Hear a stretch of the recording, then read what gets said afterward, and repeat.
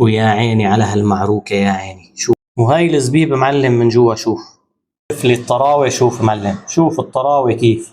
شوف لي من قلبها يا عيني على الشوكولاتة يا عيني. أطيب معروك ممكن إنك تعمله معلم. شوف لي على هالموديل. شوف ما شاء الله ما شاء الله، تحفة فنية وشغلة من الآخر معلم.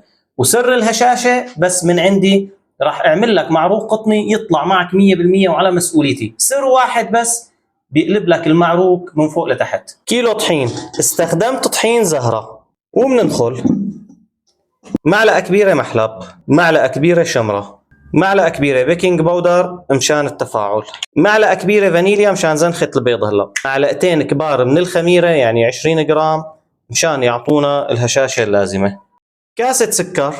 نعمل خلطة للمكونات الجافة كلها مع بعض مشان تتوزع الخميرة عنا 100%.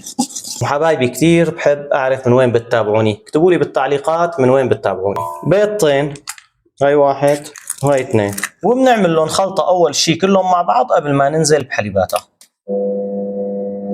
وبالنسبة للحليبات حبايبي، أنا تقريبا هاي الكمية بتاخد معي بحدود الكاسة وثلاث أرباع من الحليب، وكل واحد وطحيناته. أنا عم بستخدم مثل ما حكينا طحين زهرة تقريبا عندي هيك عياره، وبدنا نتابع القوام ونشوف كيف بيطلع معنا.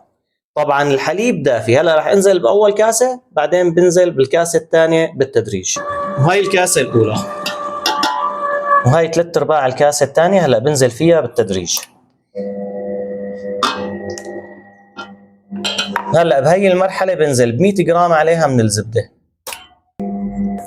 هيك حبايبي قربت تصير عندي. هلا بدي نعم بشويه زيت نباتي اخر شيء، بس نقطه قدر معلقه، وبشغل وبتركها 5 دقائق عم تنعجن، تطلع امورها تمام. وهيك صارت جاهزه العجينه حبايبي. هلا شو بدنا نعمل؟ بدنا نريحها تريح 10 دقائق. ما بدي خمر هلا، بنخمر بالمرحله الثانيه.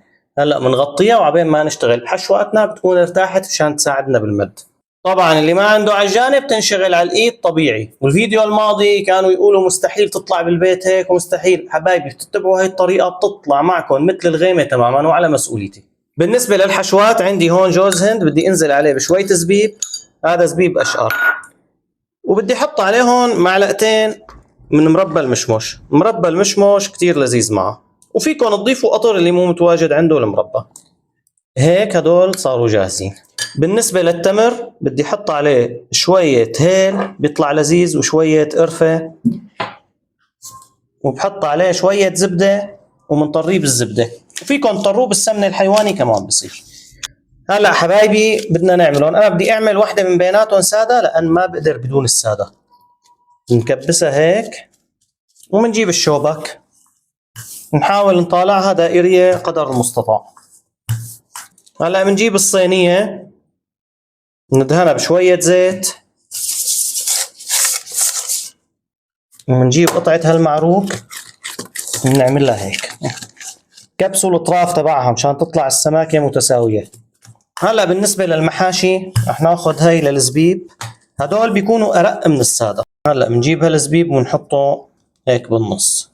شايفين حبايبي هيك مثل البقجة مساوية تماما. نكبسها هيك منيح من فوق، وهلا بنضغطها نقطة زيت ونبلش نفتح هيك. بالنسبة للعجوة حبايبي بنجيب عنا قطعة هالعجوة وبنجيب هالسكين وبنعملها بالطريقة هاي، وهلا بنلفها. شايفين حبايبي شكلها من الآخر. هاي الأخيرة بدي أعملها بشكل مدور، بس بنمدها هيك شوي زيادة وبنلفها هيك، بنحطهم فوق بعض، القفل فوق بعض، لأن حكيتوا لي إنه ما عم تعرفوا تقفلوهم هيك. ها هيك بيقفل خلص. شايفين على هالموديل؟ شايفين شو مسمسمة؟ وبالنسبة للشوكولاتة، لأن الأولاد أكتر شي عندي بيحبوا الشوكولاتة، بنجيبها بهالأسلوب هذا، بنشتغل فيها مثل الزبيب.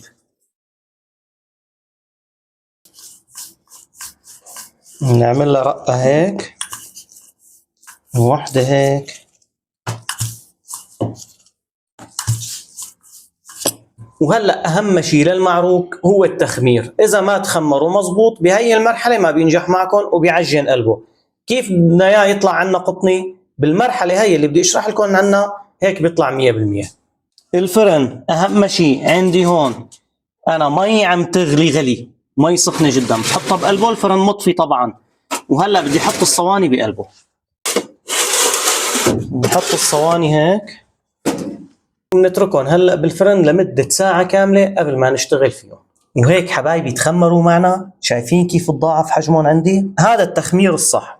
هلا هون حطيت عندي صفار بيضة مع شوية حليب مع شوية فانيليا، هدول شو بيساووا؟ هدول بيعطونا لون كتير حلو للمعروك. بندهنه هيك كله قبل ما نحط السمسم عليه حبايبي من كل الجهات. وفي معلومة كتير مهمة، التخمير حبايبي اللي بيعطينا القوام القطني من جوا، تفاعل الخميرة اللي حطيتها أنا بالعجينة مع الباكينج باودر هو اللي بيعطينا التفاعل الصح. هذا سر من أسرار المعروك. وهلا بنرش عليهم السمسم رش. وهلا موضوع الخبز كتير عنا مهم. المعروك ما بياخذ درجة حرارة عالية مثل مثلا المعمول، مثل الفطاير، هدول بدهم درجات حرارة عالية. المعروك بالعكس، بدنا نحطه على درجة حرارة 180. بدي شغل بس من تحت وحطه بالدرفة الوسطانية، بياخذ تقريبا بحدود 12 ل 15 دقيقة خبز. كل ما اعطيناه نار هاديه، طبعا بنكون محميين الفرن قبل بربع ساعه على نار هاديه مو على نار عاليه. بهي الطريقه انا بضمن لكم المعروك انه يطلع صح. بس يستوي من عندنا من تحت وتطلع اموره تمام، نعمل له تحميره من على الوش تطلع اموره 100%. وهيك طلعوا من الفرن حبايبي، وشوفوا لي على هاللون، ما شاء الله ما شاء الله. ومشان يضلوا عنا طرايا لازم مباشره ندهنهم بالزبده ونغطيهم ونتركهم ليبردوا، بعدين نعمل لهم مضرب قطر. هلا بعد ما بردوا عندي بنعمل لهم مضرب قطر. القطر بيعطيهم لمعة ولون كتير حلو. نرش عليها جوز الهند هيك، يا عيني يا عيني، وشوية فستق حلبي. وهيك يا حبايبي طالعنا أطيب معروك ممكن إنك تعمله. شوف لي على هالموديل، شوف معلم.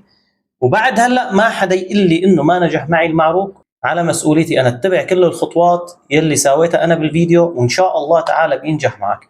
وحبايبي ما تنسونا من اللايك، اللايك كتير مهم للصفحة، وما تنسونا من دعائكم. والسلام عليكم ورحمة الله تعالى وبركاته.